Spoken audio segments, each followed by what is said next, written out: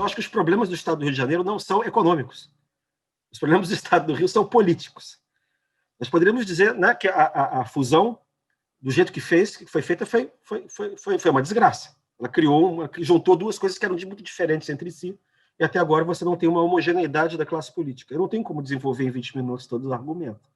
Então eu vou fazer um monte de provocações, vou deixar tudo no ar e deixar que a nossa plateia, enfim, caso se interesse pelos meus enigmas e pelos meus paroxismos, faça as perguntas, né? Então, você tem esse problema que começa lá atrás. O Rio de Janeiro, ele é dominado por uma ilusão de autossuficiência, de que você pode tirar a capital daqui que não vai acontecer nada, tá? Não vai ter problema nenhum. O Rio de Janeiro nunca foi compensado pela saída dessa capital.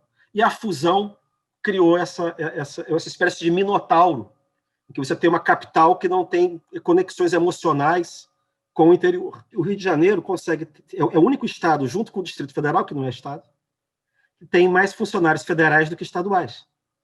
Isso explica um pouco também assim, essas dificuldades todas dos governos dos estados, né? Porque o fato de que a existência do Estado do Rio, o bem ou mau estado do Estado do Rio, acaba dependendo muito mais da boa vontade do governo federal do que de outros fatores propriamente locais. O problema não é só econômico, né? O problema é assim, vários estados têm.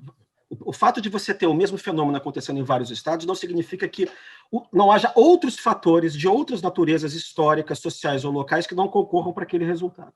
E, de alguma maneira, as dificuldades que o Rio atravessa são diretamente conectadas àquilo que o governo federal, ao longo das últimas décadas, fez com o Rio de Janeiro, né, que foi a decisão da retirada da capital e depois a imposição da fusão, né? Então, essas são datas que precisam ser revisitadas e problemas que precisam ser também revisitados para conseguir tentar compreender a aparente disfuncionalidade do Estado. Apesar da gente fechar o caixa no positivo, a gente não fechou o caixa pedalando. Eu vou fechar o ano de 2020 com o menor volume de restos a pagar desde 2014. Né? O Estado do Rio de Janeiro chegou em 2017, no ano do colapso, a fechar o ano com 12 bilhões de restos a pagar no ano de 2017. 12 bilhões. Esse ano a gente vai fechar em torno de 3 bilhões, que é o que eu chamo de um resto a pagar saudável. Por que isso? Porque, evidentemente, a folha de dezembro é resto a pagar para ser pago em janeiro, mais um pouco de fornecedor, que a gente tem um prazo de pagamento entre um mês e meio. Então, um resto a pagar em torno de 3 bilhões é um resto a pagar que, naturalmente, vai ser acumulado e a gente vai finalizar esse resto a pagar no primeiro trimestre de 2021. Mas, evidentemente, não dá para um plano de recuperação fiscal se apoiar simplesmente em finanças. A gente precisa tornar a economia do Estado mais competitiva para o Estado voltar a crescer. A gente precisa de um plano de desenvolvimento. A gente já anunciou e já está em discussão com a Assembleia Legislativa uma grande reforma administrativa, onde a gente pretende extinguir perto de 10 empresas estatais, e eu acho que isso, com certeza, a nossa previsão inicial talvez seja uma economia de 800 milhões de reais por ano, e eu acho que esse é um passo importante. Hoje o Rio de Janeiro tem empresas estatais, digamos, injustificáveis, então, assim, um plano de desestatização cai muito bem e já está sendo discutido com a Assembleia Legislativa. E a gente tem que discutir, eu acho que a reforma da Previdência foi passada, o Rio de Janeiro, diga-se de passagem, foi o primeiro a aumentar a alíquota, né, o que exige a reforma da Previdência, que é subir a alíquota de 11 para 14. O Rio de Janeiro já fez lá em 2017, no âmbito do regime de recuperação fiscal, mas ainda falta, com base na emenda constitucional 103, a gente fazer a alteração da idade mínima e do tempo de contribuição. Acho que são medidas importantes e que precisam ser discutidas. A gente precisa fazer uma reforma do ICMS do Estado do Rio de Janeiro. Hoje, para se ter uma ideia, são mais de 280 leis de incentivo fiscal de ICMS no Estado do Rio de Janeiro. Evidentemente, um emaranhado muito difícil de ser calculado qualquer impacto e muito difícil, evidentemente, das empresas conseguirem se adequar e serem competitivas dentro do emaranhado tributário desse. Então, definitivamente, a gente precisa reformar o sistema tributário do Estado do Rio de Janeiro. E a gente pretende, sim, mandar, logo no início da próxima legislatura, um projeto nesse sentido.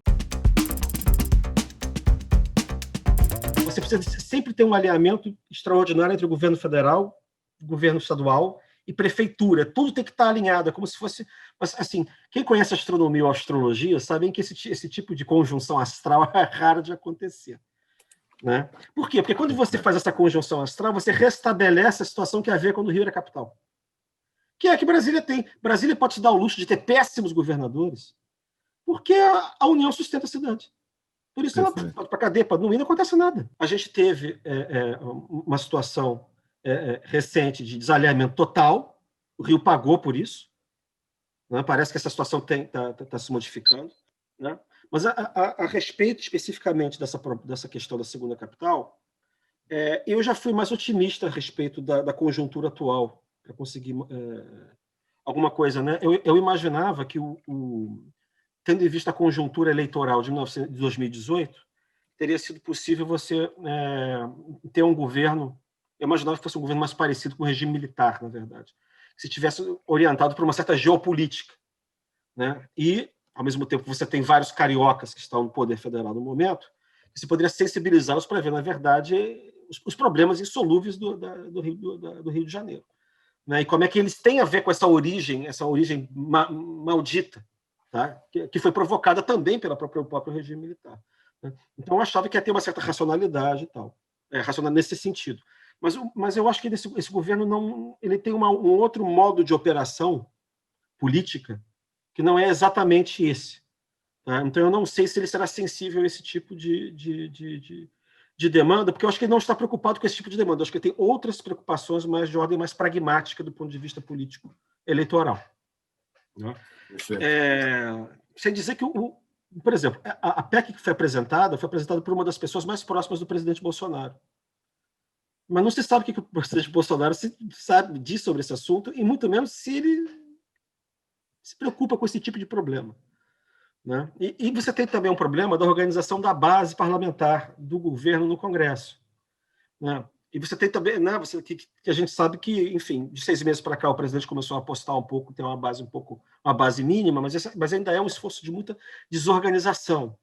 E também o tipo de governo que o presidente decidiu adotar, do ponto de vista das escolhas das políticas públicas e dos públicos-alvos dessas políticas públicas, é muito setorial, é uma coisa muito assim, muito investimento para certas pessoas e nenhum para outras pessoas. Isso tem a ver com uma estratégia de consolidação política. Né? Então, isso torna a administração, ou tem tornado a administração, muito instável do ponto de vista do seu funcionamento regular, porque você tem uma momentânea, até agora, pelo menos, uma certa suspensão da separação entre Estado e governo.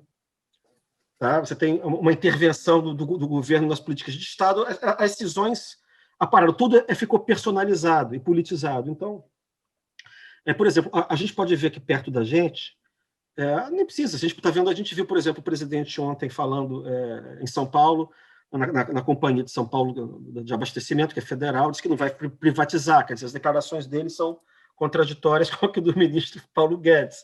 Né? Então, você tem certos assuntos que eu acho que o presidente não se interessa. Essa agenda, inclusive, a gente não precisa nem ir a São Paulo, a gente pode tratar aqui mais perto. A gente tem o caso da concessionária Rio Juiz de Fora. A concessão da Rio Juiz de Fora, que tem há 30 anos, ela começou uma obra, não terminou, começou um imbróglio judicial relativo à questão de dinheiro, que quem deve dinheiro a quem, que eu não conheço direito o assunto, mas o ministro da Infraestrutura já disse que vai reestatizar a estrada, que vai retomar para o DENIT.